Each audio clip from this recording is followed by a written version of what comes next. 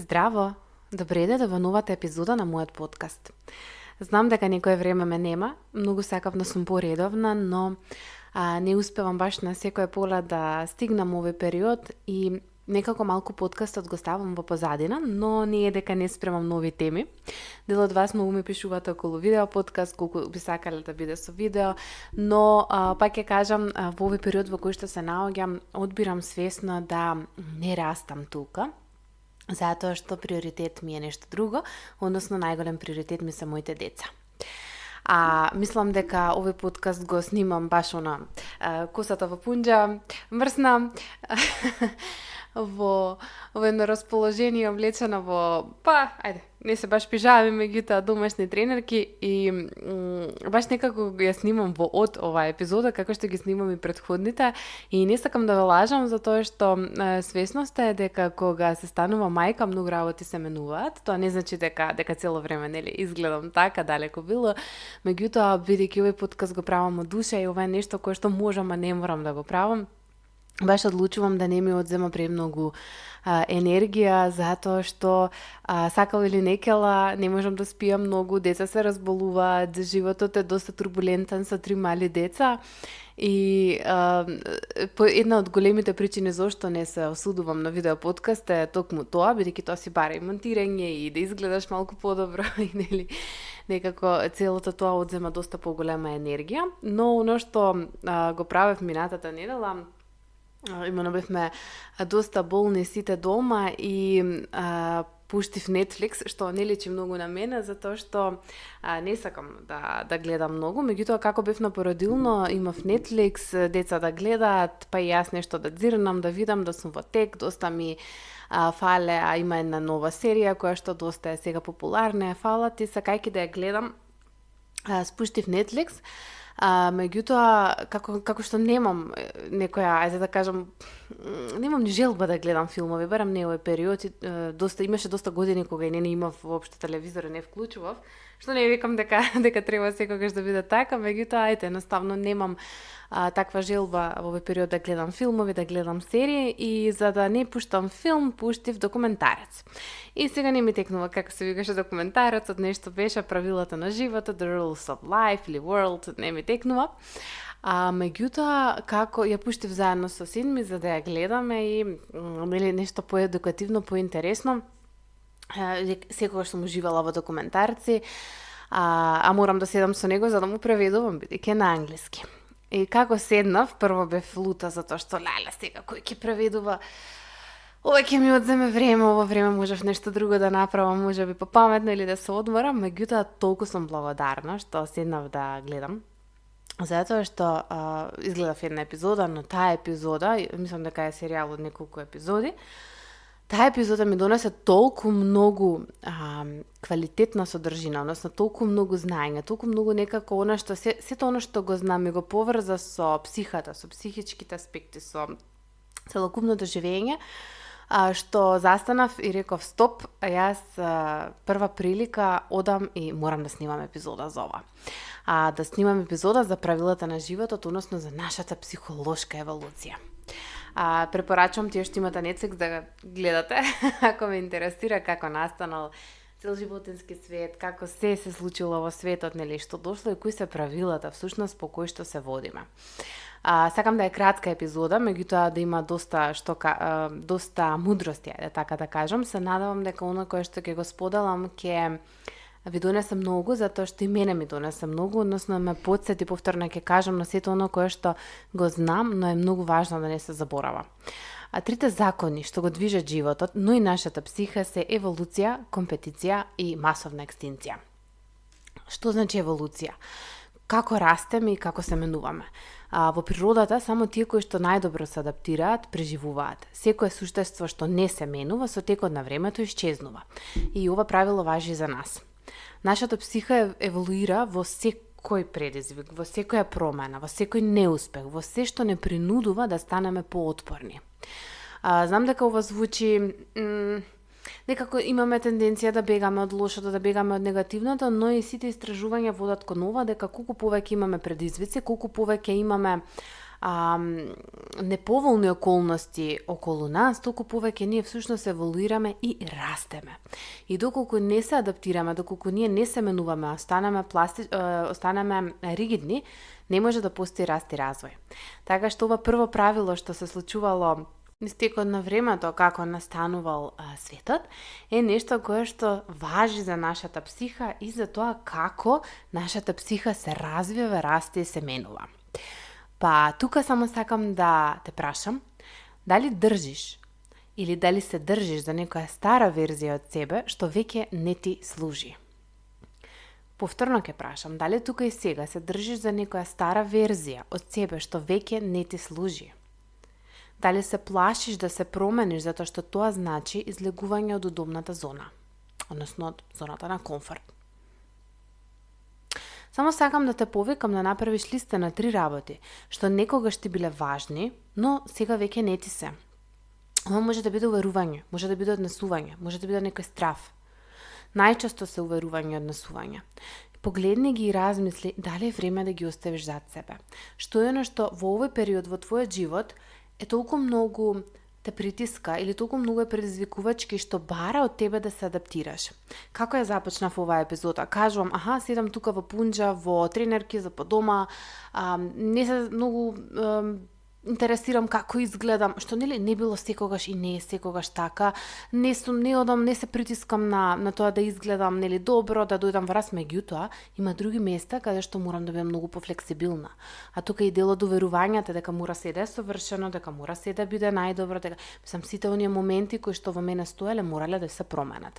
Ги давам овие како примера, секако тука стави ги твоите. Зошто ова ви го споделувам? Затоа што сметам дека доколку не ја направите оваа вежба или не си размислите за нешто кое што во овој период во вашиот живот ве предизвикува, само ова ќе остане знаење кое што од едно ува ќе влезе, од друго ува ќе излезе и никогаш нема да допре доволно до вас. Второто правило е компетиција или надпревар. Пред се прашањето е колку и дали ни е потребна. Во природата конкуренцијата ја движи еволуцијата. Најсилните, најбрзите, најпаметните се тие кои што преживуваат. И токму затоа и го споделив тој дел, да е најдобро, да е најпаметно, да е совршено. Значи перфекционизмот си носи корени во компетиција во нешто кое што еволутивно ние мора да го носиме. И не нужно е важно да направиме да исчезне, но да знаеме каде го носиме, кога ни носи добро и позитивно, а кога не кочи и ни прави сопки на патот понатаму во развојот и во целата еволуција. Во човечкиот живот не сум сигурна дали ова правило важи на ист начин како во еволуцијата, но сепак важи.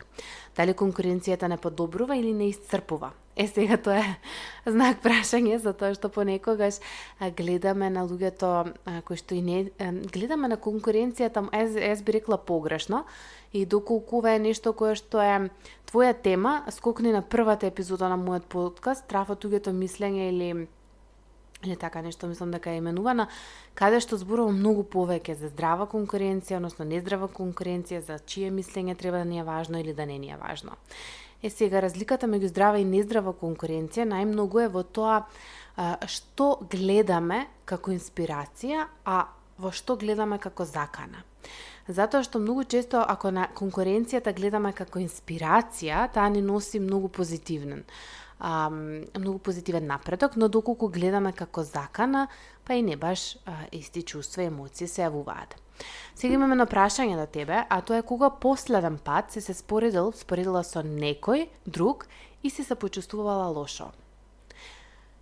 Кога последен пат си се споредила со некој друг и си се почувствувала лошо?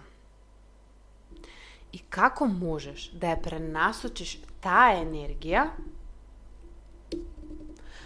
кон собствен раст? Значи, она кое што го чувствуваш кога се споредуваш, што е нешто можеш да го направиш за да не западнеш во таа замка на лошото чувство, туку таа енергија која што сега се појавува. Како може да се пренасочи за ти да растеш? Каде можеш да растеш? Што е она кое што е потребно да го развиваш за да растеш? Бидејќи ако ние има еден аспект што се вика потполно прифаќање на себе си, а другиот аспект е се прифаќам ваква, но бирам да растам. Бирам да се развивам, бирам да еволуирам. И затоа напиши име на личност што ја гледаш како конкуренција во твојот живот, или неколку може да е, и наместо да се споредуваш, напиши најмалку 3 работи што можеш да научиш од неа. Јас ќе бидам многу искрена со сите вас што слушате. Никогаш не гледам на конкуренцијата негативно. Не е дека не ми се појавуваат мали моменти, пола минута, минута, 2, 5, па некогаш да западнам, окей, види ова што направил, како направила, многу ретко.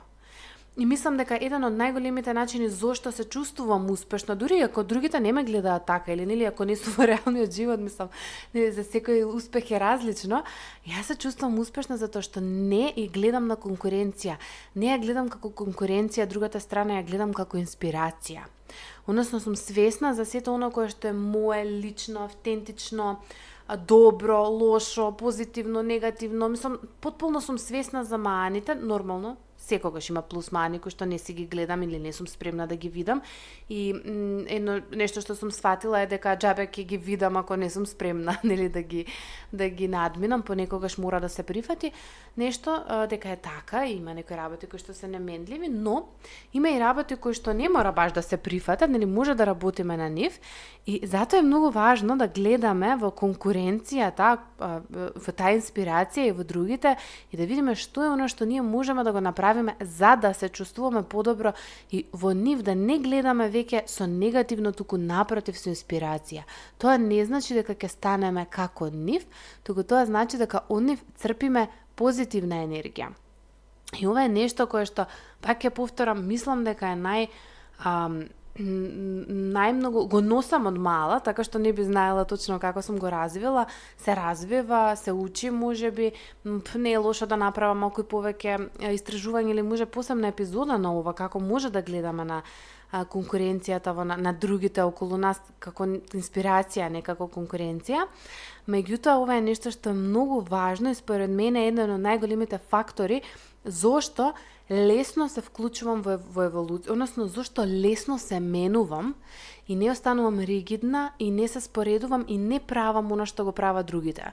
За мене важи дека многу ретко правам нешто што прават другите, нешто што прават исто. Јас мислам дека се уште сум можеби единствен психолог македонец кој што има подкаст личен. Не зборувам за подкасти кои што ги водат нели други личности новинари, меѓутоа психолог и психотерапевт, сметам дека сум се уште ист. Можев да гледам во другите што прават, да сакам да тргнам да го прават тоа што тие го прават, никогаш немаше да го направам ова. И никогаш немаше да направам ваква заедница, голема заедница, 98% сте жени, меѓутоа баш на заедница на жени кои што слушаат, кои што растат, кои што секојдневно ми пишуваат, исподелуваат и прашуваат и јас знам дека и веќе гледам, можеби на почетокот не бев толку свесна, меѓутоа веќе гледам оваа голема заедница која што расте од ден на ден, која што органски расте. Јас немам ни реклама, немам ни кратки видеа, немам ни сечоци, ни ништо. И сето тоа е затоа што сум гледала инспирација и сум гледала што е на која сум јас, односно што е на во кој што можам да растам, што не значи дека ако одлучам да растам повеќе, нема веќе да гледам на конкуренцијата, ајде да видам сега тие како прават, нели? За да можам и јас ова да го направам, да се инспирирам, а не да влезам во огорченост. И затоа ова второ правило толку многу исто така ми се допадне и морав да го споделам. Многу беше интересно представено во серијата, во филмот, документарната епизода, како да ја наречам, каде што двајцата се борат и на крај две птици се борат и доаѓа јагуар, тигар, не знам, некоја еволуцијски изумрено животно кој што го јаде. И го изгледа, мислам дека по младото, каде што не беше свесен за надворешната закана која што го носеше. И тоа беше мислам, многу за мене, многу символично да го гледам, затоа што многу често токму тоа го правиме, се истрпуваме да се надпреваруваме со своето, со оно кое што напротив може да ти даде мотив, инспирација, подобрување, некако поддршка, припадност, заедница и така натаму, а да се браниш нели од нешто друго, нешто страно, и одлучуваме да останеме во тоа. Така што напиши имена неколку личности што ги гледаш како конкуренција и наместо да се споредиш, написи, работи што можеш да ги научиш од нив и дури чекор напред, што е оно што па и тие може да научат од тебе, каде си ти подобра, каде ти си добра, подобра во наводници, или што е оно што е кај тебе добро и дали има некој простор и место каде што ова може да те поттикне на раст, може би веќе си подготвена на тој раст, за да можеш од ова да направиш една целина, за да се поттикнеш да продолжиш напред. И продолжувам во третото правило, или тоа е масовната екстинција или масовното изумирање, кое што во текот на природата се случило неколку пати. Значи, 2 ледени доби, метеорот удрил, имало период кога било се лава на земјата. Баш гледајте го, може и знаете, може сте го гледале, меѓутоа чисто јас го имав заборавено. Свесна сум дека како дете можеби сме го учеле, а ледените доби ги памтам малку повеќе од цртано што сум го гледала. Сакале или некеле старите информации се губат едноставно како поминува времето и колку повеќе нови работи учам, толку повеќе стари работи заборавам. Односно негде ги потискам мојот мозок, сам сечи мозок, затоа што не ни се веќе потребни. И едно време доста знаев да се критикувам за тоа, меѓутоа сега ми е јасно дека не можам да едноставно толку е меморијата, не можам да паметам повеќе од тоа. Тоа ќе значи дека нема да растам. И затоа сосема е во ред да се што е старо изумира и масовно да изумира доколку веќе не ми служи и не ми е потребно. И ова важи за вас и за ова трето правило, кога старите верзии на нас треба да умрат, односно мора да заминат, да исчезнат, да се испратиме со нив, да се доживееме со тоа загуба, за да може да одиме напред. Во природата масовните екстинции биле шокантни, но биле неопходни. Еве чисто ќе го донесам моментот дека кога удрил метеор, најдолго била земјата стабилна 100 милиони години во династијата на диносаурусите. Кога удрил метеорот, се појавило, сега не знам, тоа некои хемиски таму реакции што се случило, имало некој голем чат и така натаму, меѓутоа наеднаш изумираат сите диносауруси, единствено остануваат птиците и после тоа масовна екстинција, масовно умирање, масовна промена од метеорот кој што удрил во земјата и кој што потполно направил големи промени, настануваат сите цел денешен свет што го гледат, односно сите цицачи. Остануваат прво птиците, тука се случува еволуцијата на птиците и настануваат цицачите. Односно, почетокот и зачетокот на цел животински свет сега што го гледаме, особено цицачите и секако понатаму човекот. И ова беше толку за мене, може некој ќе се чуди, меѓутоа за мене беше толку фасцинантно, затоа што тие расчистиле всушност простор за нов живот, нови можности. И така е во нашиот живот. Доаѓаат моменти кога некои работи мора да умрат, за ние да имаме простор и место за нови. Значи мора старите информации да ми излезат, односно да ги заборавам, за да отворам простор за нови.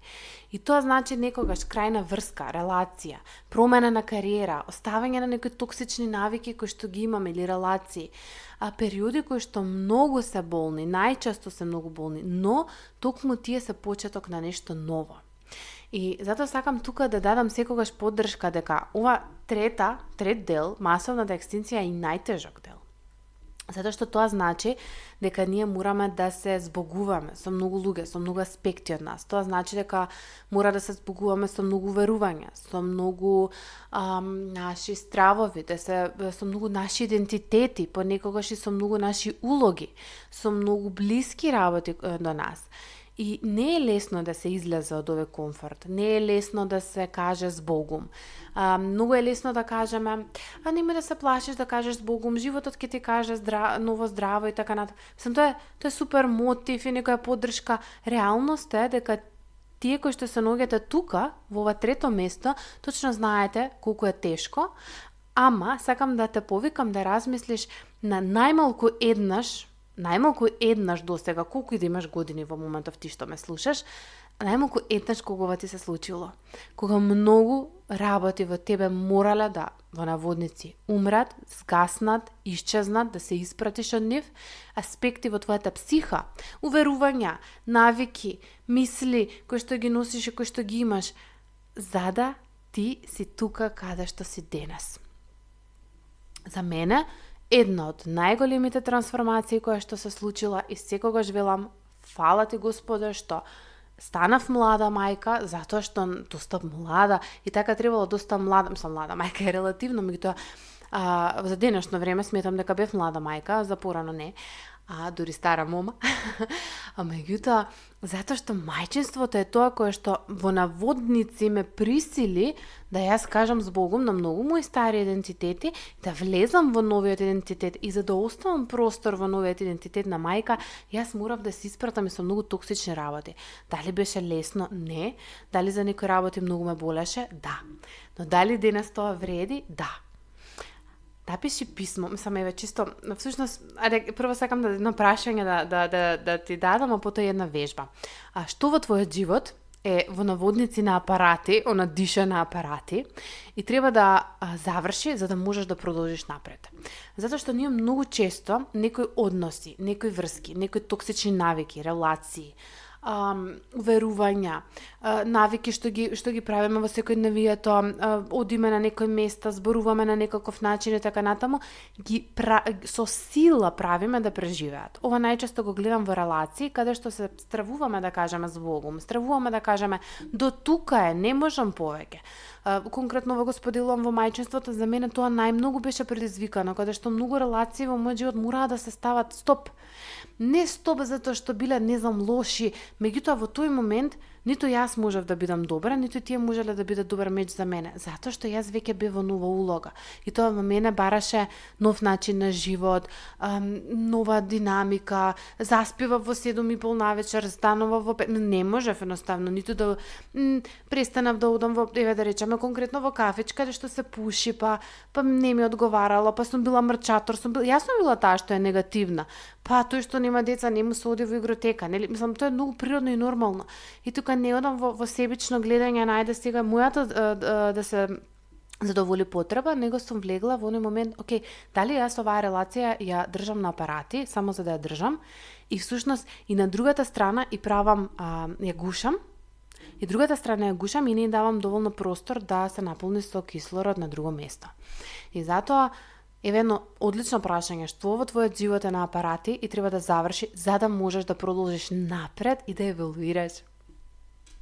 И еве една вежба, а тоа е да си напишеш писмо до таа стара верзија од себе, со една голема благодарност за се што ти дала, со една голема свесност за сето оно кое што ти го носи, ти го нуди, е добро, е поддршка, ти дава подлога, но дека е време да си оди.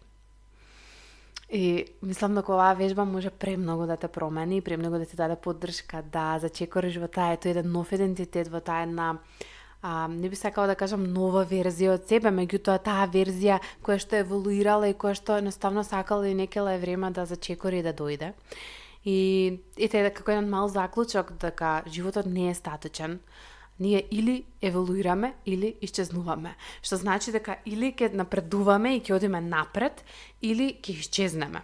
И ова беше толку многу значајно да го видам во таа документарна серија на Netflix, што истото значи за нашата психа и затоа многу луѓе што ги гледате заглавени е затоа што се плашат да влезат во овие природни три процеси, меѓутоа дури и тие се во овие три процеси присутни, може би несвесно. Или се надпреваруваме со сами себе, или се губиме во споредби, или го пуштаме старото, или остануваме заробени во него. И затоа денес прашај се во кој дел од животот ми е потребна најголема еволуција. Каде можам да ја претворам конкуренцијата во инспирација и што треба да пуштам за да направам место за оваа нова верзија, еволуирана верзија од себе. Оваа верзија која што животот тука и сега ме притиска да бидам во наводници притиска. Гитоа некогаш па и не баш во наводници, некогаш баш она многу притиска и веќе гори да мора да се случи. Ви благодарам што останавте до крајот и што ја слушнавте оваа епизода. Јас мислам дека мене ќе ми остане како некоја од поомилените и ако оваа епизода ви значеше и ви донесе нешто, споделете со некој на кој што му е потребна.